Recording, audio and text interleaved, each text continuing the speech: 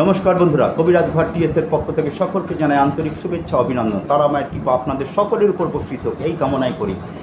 বন্ধুরা, আপনাদের বাড়ি বা আপনারা কেউ প্রায় কি রোগ ব্যাধিতে ভুগছেন? প্রায় সময় কি আপনাদের ডাক্তারের পিছনে পয়সা খরচা করতে হচ্ছে?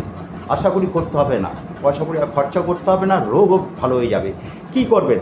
যে কোনো বাংলা মাসের প্রথম শনিবার করে অশ্বত্থ গাছের একটি ডাল আপনারা নিয়ে আসুন। ওই ডালটি আপনারা কি করবেন? একটা কালো একটা কাপড়ের মধ্যে মুড়বেন। মুড়ে নিয়ে আপনারা বালিশের নিচে রাখুন, এবং যদি দেখেন আপনার পরিবারের কেউ অসুস্থ হয়েছে, উনি যেখানে শোয় সেইখানে আপনারা ওটা রেখে দিন। এইভাবে 19টি শনিবার করুন, এবং প্রতিবারই যেটা পুরনো হয়ে গেছে সেইটাকে ভালো জায়গায় একটা তুলে প্লাস্টিকে একটা গিট দিয়ে রেখে দেবেন, এবং 19টা শনিবার করা হয়ে যাওয়ার পর সব একসাথে নিয়ে জোয়ার দেখে জোয়ারের জলে জোয়ারের জলে ভাসিয়ে দেবেন। এই থেকে দেখবেন রুগী পুরোপুরি সুস্থ হয়ে উঠবে। যেমন